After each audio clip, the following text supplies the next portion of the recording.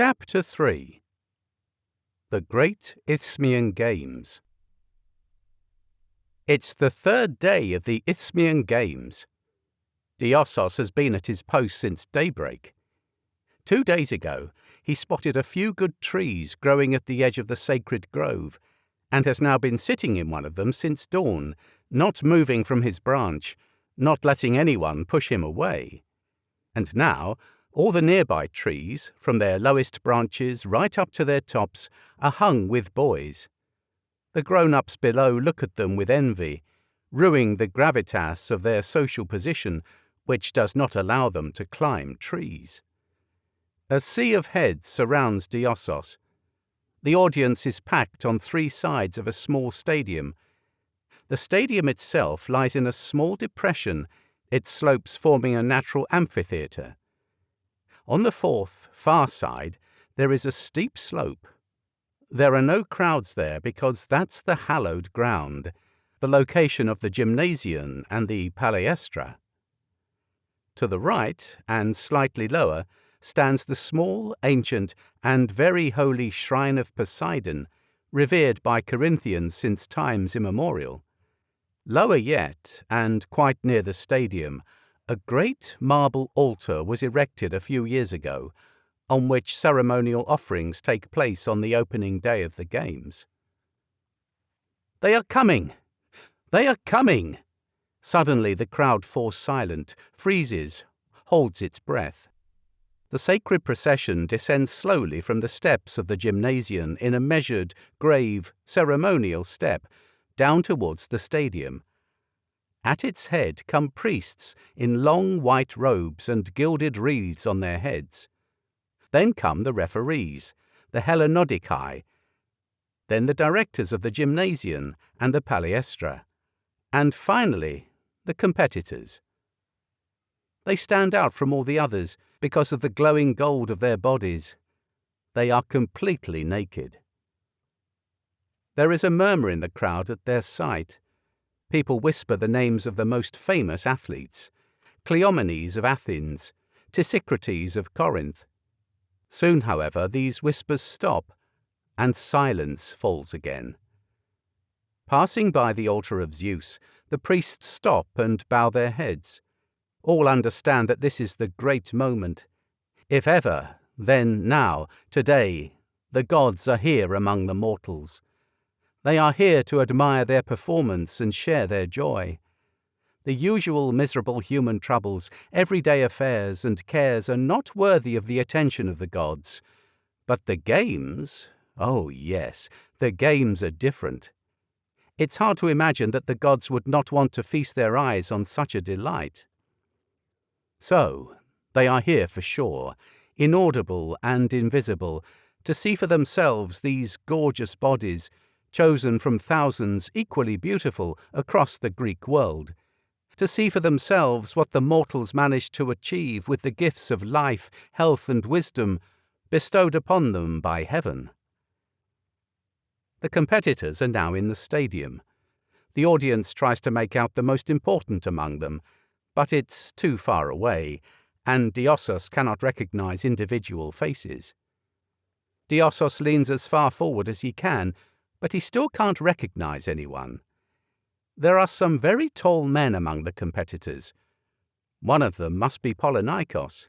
That one, perhaps, with a fair head, standing a bit off to one side.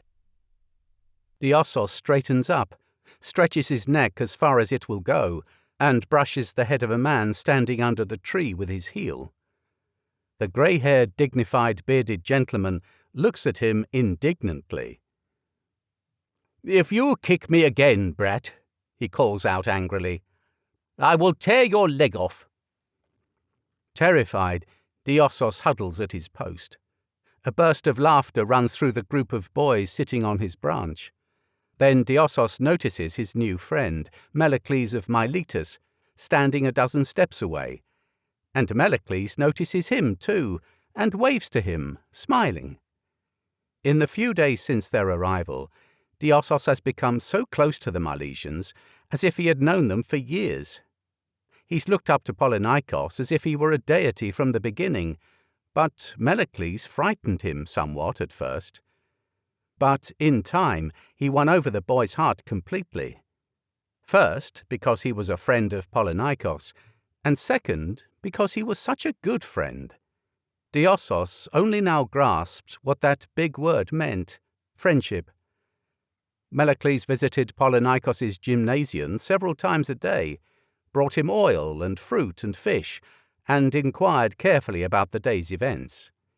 He encouraged him and advised him, and he stepped in when Polynikos started having difficulties with the Hellenodikai.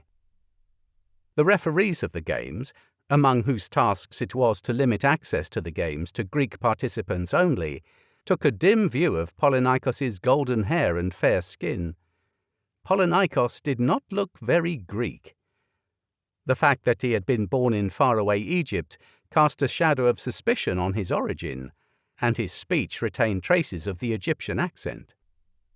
These facts, and the pedigree presented by Polynikos, did not seem quite convincing to the judges. Only the testimony of two senior men who had known Polynikos' father convinced them. These witnesses were Callias and Leptones, one of the great merchants of Miletus. Finding these witnesses at the last minute was largely the accomplishment of Melocles, so it was really only thanks to him that Polynikos, who had already resigned himself to rejection, was admitted to the games after all. On the day of the trial runs, when the weaker competitors were eliminated, Melocles did not leave his friend for a moment. He encouraged him, advised him, served him, and was happy like a child when Polynikos passed. That day was an important one for Melocles. After he returned home to the Carians, he talked for a long time with pride and enthusiasm about how Polynikos scored very well in those test runs, immediately attracting the attention of the gymnasium's directors. Seeing all this, Diossos decided to forgive Melocles for what had at first offended him, namely that he ordered his long-legged friend about, treating him as an underage brother. That seemed all wrong to Diossos, since Melocles was probably not older than Polynikos. He was at most 24, and yet everyone, Polynikos, the old steersman Koroibos, Callias, and even Diossos' mother, treated him as if he were the senior of the two. Anyway, Diossos now liked Melocles, and dared ask him how it was in this great gymnasium, how the trial runs went, what Polynikos was doing, and whether he was well and of good cheer. And Melocles answered him patiently, smiling, knowing that he probably could not find a more eager listener for his news anywhere in the world. So now, seeing that familiar, kind face in the crowd nearby, Diossos brightens and takes heart. I am not the only one who believes in Polynikos' victory, he thinks. Meanwhile, there is a commotion in the crowd, followed by a sudden silence. Everyone holds their breath. The first run has started. Polynikos is not in it. This is the so-called short run, the distance of just one stadion. The competitors immediately launch at their top speed, like stones flung by slings. At first, they run in a tight group, but soon 2 runners begin to move to the fore. They lean forward at the turnaround and lunge towards the finish. Cleomenes of Athens! Tisicrates of Corinth! Shout voices. It's as if someone suddenly lit a huge fire under the crowd. They begin to shout and whistle and toot and wave their arms and jump up and down. Tisicrates is a Corinthian and the city's favourite. Most of the audience are Corinthians, his acquaintances and friends and relatives. They make such a racket that they completely drown out the not-so-numerous Athenians. But it doesn't help. After the runners clear the turnaround, Cleomenes leans forward sharply, moves into lead like lightning, and does not let his victory slip away. He shoots through the finish line first, followed immediately by Tisicrates, and then all the others only several paces behind. A storm of applause breaks out in the crowd, and the Corinthians join in the cheering. They are allowed to wish their home player victory, root for him and applaud him, but to refuse to admit that Cleomenes is a superb runner, a role model for all competitors, and today the champion of all Hellas, would be a sin. And anyway, the Corinthians take comfort in the fact that the other contest remains undecided. Both Tisicrates and Cleomenes will match again in the long-distance run. "Then we will see who the real champion is," they say. Meanwhile, the stadium is busy again. Another group of competitors sets out to run. These men did not compete for the short-run title, but because they will participate in the long-distance run, along with those who did, they are required to run their stadium now to make sure that everyone has made an equal effort.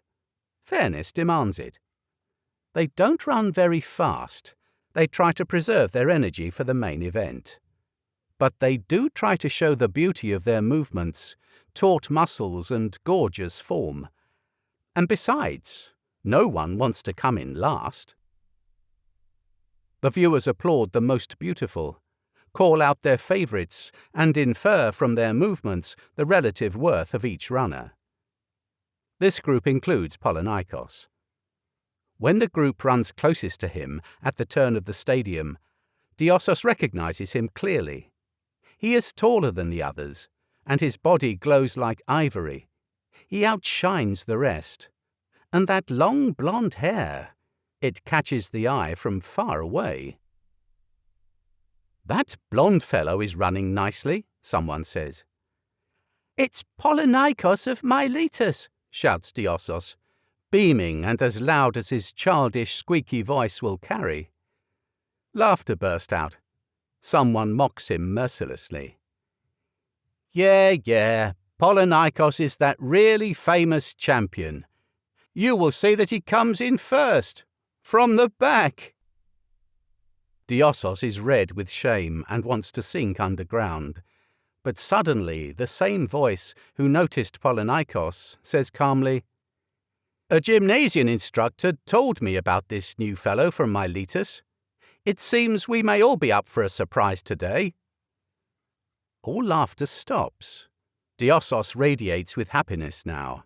If he could, he would hug that stranger whose face he can't even see. Then he notices Melocles' face again. Melocles gives him a sign with his hand. Now, the race is on. There are more competitors in this race than in the first. Initially, they take off in a chaotic mass, and it is difficult to tell them apart.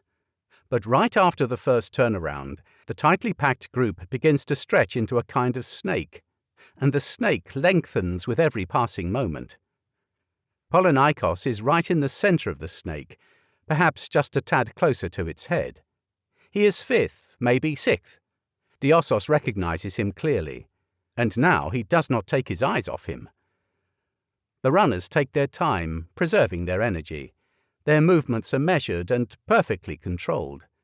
They have to last the first 15 stadiums and then dash during the 16th. Thus, they run the first lap, the second, the third. The order still remains more or less the same. The snake even shortens a little as the runners from the back catch up. In the crowd, there is now total silence. No shouting, no talking, only a few whispers. The 6th, the 7th lap. Polynikos falls somewhat behind. Diossos bites his lips. The 8th lap. Suddenly, there is a murmur among the audience. Something is happening in the stadium. One of the players accelerates his pace and gradually moves up from the centre of the snake towards the head. He is now third, now second, and finally, "Tisicrates!" the crowd roars. Tisicrates takes the lead. Corinthians cannot suppress an outburst of joy at the sight of their compatriot in the lead. "Corinth! Corinth!" roar hoarse throats. But the old bearded man standing underneath Diossos whispers softly, "He started too early. He'll get winded." The 10th lap. A shiver passes through the crowd. The runners' movements are now suddenly faster, more feverish. Tisicrates is still at the forefront.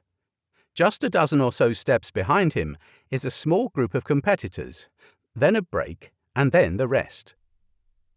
Polynikos is now in that middle group, but Diossos cannot see him well. Other runners obscure him. All he can see is a mass of bodies, flashing thighs, calves and arms. Faster and faster! 12th lap. Again a shout runs through the crowd. Out of the middle group, a single runner breaks out and begins to close in on Socrates. Cleomenes! The Athenian! Cleomenes! Cleomenes! Cleomenes! Now comes the bout. Someone suddenly whispers next to Diossos. But in the wake of Cleomenes, out of the middle group, there now emerges another runner. His blonde hair blows behind him, his body as white as ivory. Polynikos! Diossos shouts wildly and kicks the bearded man in the head. But the man does not notice. He is too absorbed in the race. Cleomenes now draws up right next to Socrates. Corinth! Scream thousands of despairing fans. Corinth! Their hearts race. They pant and tremble with tension as if they were now out there in the stadium running. All in vain. Socrates grows tired. He seized leadership too early. He now flags and falls behind. He is no longer the first. Now he is the second. Now third. In a moment, he will be fourth. The 14th lap. Cleomenes is in the lead. But no! By all the gods! What was this? The glowing one, that glowing ray of sunlight, which until now followed Cleomenes, suddenly moves forward, clears the turnaround beautifully, and accelerates as others slow down. The crowd freezes in amazement. Whispers and questions run through the audience. Who is it, by Achilles? Who is it? It's Polynikos, someone in the crowd shouts. This is the voice of Melocles. Polynikos of Miletus. Miletus! The crowd of Corinthians picks up at once. If their man must lose, well, let Cleomenes lose too. Anyone but Cleomenes, they repeat fiercely. Cleomenes does not intend to give up easily. He still has 2 stadions ahead of him. He will let this youngster lead through the 15th lap, wind himself, then take him out. But in the 16th lap, well, the 16th is the curtains. We will see about that. The distance between him and Polynikos begins to shrink. Now the old man will show his stuff, someone whispers nearby. The old man is, of course, Cleomenes. The Athenian is only 30, but he has taken laurels in various games for 8 years now. Everyone knows him, so he is the old man. The crowd falls silent. The silence is now so complete that one can hear, it seems, the patter of feet in the stadium. Everyone watches the action with bated breath. And now, the final turnaround. Only half a stadium left. Polynikos is still in front, but the Athenian is right behind him. 2 steps. 1. And now? He'll take him. But no! Polynikos, feeling his opponent's breath at his neck, desperately breaks forward. He only has several dozen steps to go. He must endure. He has to. The crowd gasps. There is a stunned silence, and then, into that silence, like into an empty jar, someone shouts, Miletus! And the crowd suddenly sways as if blown by the wind and bursts out in cheering. Fog obscures Diossos' eyes. Both runners reached the finish line together. They were so close that he couldn't see who came in first. But those in front, sitting on the stone benches around the stadium, have no doubt. Miletus! Miletus! Polynikos of Miletus! They scream. The roar of applause drowns out everything. Diossos wants to run, scream, and clap his hands all at once. He lets go of his branch and suddenly falls like a ripe fruit, right on the head of the bearded man standing below. But he is not angry about it at all. He grabs the boy in his arms and lifts him up. "Miletus!" he yells in a hoarse voice. Diossos embraces his neck as tight as he can. "Polynikos won!" he squeals in his ear. "Cleomene is lost," replies the bearded man. And then Diossos somehow travels forward, overhead, lifted from hand to hand by the cheerful spectators, until he finally lands safely in Melicles' strong arms. And so ends the third day of the Isthmian Games.